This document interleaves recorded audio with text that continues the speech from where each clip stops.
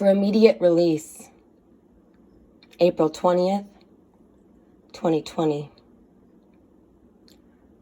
Washington wolf population increased only 11% after another season of killing. Human-caused wolf mortalities are at an all-time high. Olympia, Washington. Washington's wolf population increased by just 11% in 2019. According to figures released today by the Washington Department of Fish and Wildlife, dramatically less than what is needed to sustain the healthy growth of a wolf population into additional good wolf habitat across the state. It was the third straight year the growth rate for Washington's wolf population was well below the baseline recovery rate of 30%. The small increase comes from another season of state agency killing in the Kettle Range, including elimination of the entire 8-member Old Profanity Territory Pack. Pay homage.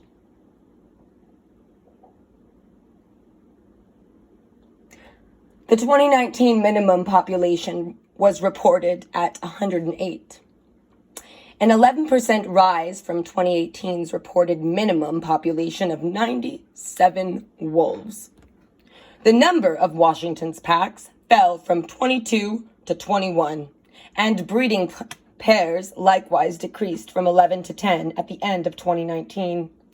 And quote, Washington's Wildlife Agency keeps killing wolves, so it's no wonder the population is struggling, said Sophia Ressler, a Washington wildlife advocate at the Center for Biological Diversity. She continues, for these wolves to have a fighting chance at recovery, state managers need to stop slaughtering them and establish a management plan that uses non-lethal measures to prevent livestock wolf conflict, end quote. The Old Profanity Territory Pack was killed last summer on behalf of one livestock owner. 26 of the state's endangered wolves have now been killed on this owner's behalf. Department of Fish and Wildlife documents reveal that this livestock owner failed to fully implement non-lethal techniques proven to effectively prevent conflict between livestock and wolves. Unlike previous years, the state's figures for 2019 do not include a confirmed count of wolves by the Colville tribe, since the tribe did not conduct any official survey of its wolf population last year. Today's report also indicated that at least 21 wolves died this year, the highest number of wolf mortalities since the state took over wolf management in the eastern one-third of Washington from the federal government in 2011. Wolf mortalities in 2019 were nearly double those in 2018, and at least 19 of the 21 were human-caused. Nearly 50% of the human-caused deaths were due to state agency killing of wolves in response to conflicts with livestock. So this is what it is, okay? Ranchers have an issue with wolves. So killing them seems to be their solution. What we do to others, we really are doing to ourselves. It's upsetting that we cannot coexist with these creatures when they do not threaten us. I understand the issue with reintroducing grizzlies back to their natural habitat. They were here first.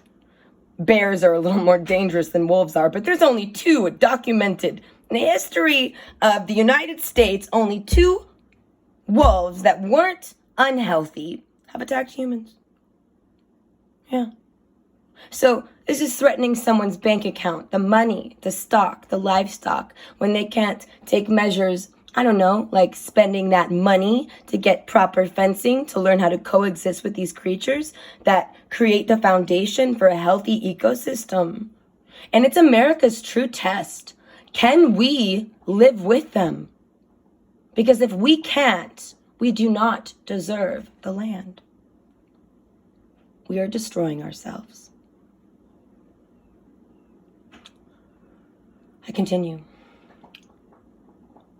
The science clearly shows that killing wolves isn't an effective way to prevent future conflicts, said Sophia Ressler.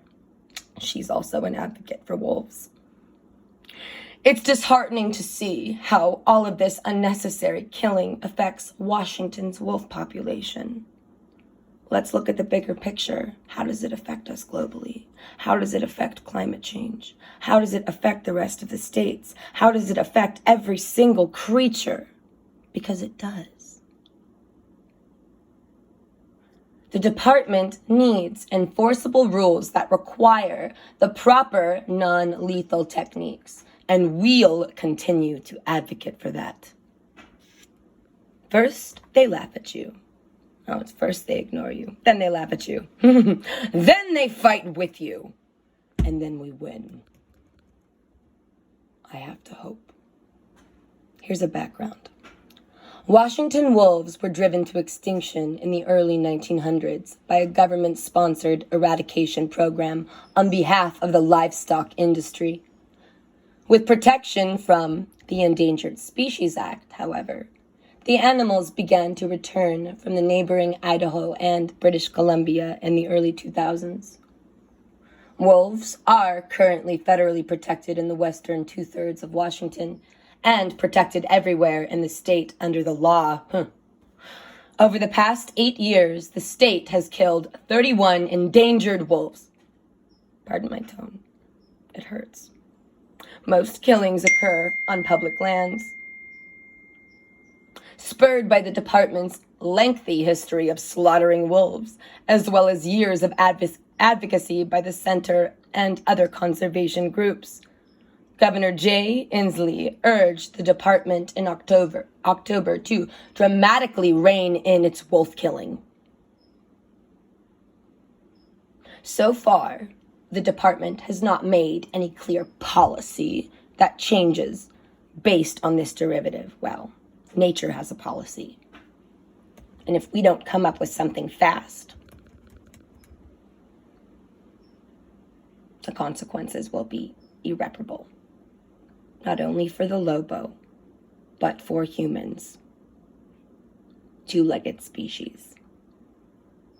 So if anyone comes across this, please go to the Center for Biological Diversity and click the Take Action. And even if you're not political, be a voice for the voiceless. They need us.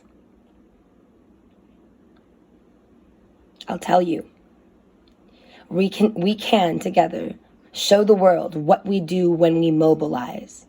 And a signature in this situation actually counts.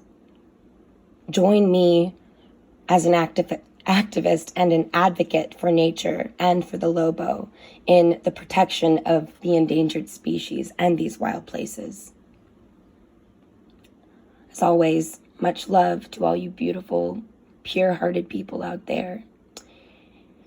And and a moment of silence for the entire pack that was slaughtered.